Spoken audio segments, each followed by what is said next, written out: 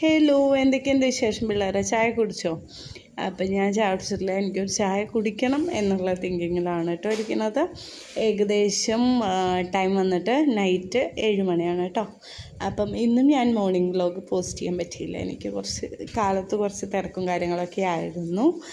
അപ്പം നോർമലുള്ളതിനേക്കാളും കുറച്ച് കൊറിയേഴ്സ് പോകാണ്ടായിരുന്നു.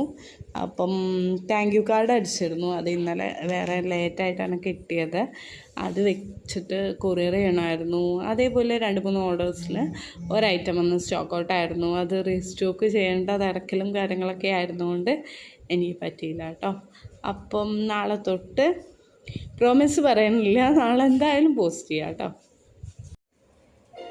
അപ്പോൾ ഇതാണ് കേട്ടോ ഞാൻ അടിച്ച താങ്ക് യു കാർഡ്. ഡിസൈൻ എങ്ങനെ ഉണ്ട് കമൻറ്റ് ചെയ്യണേ.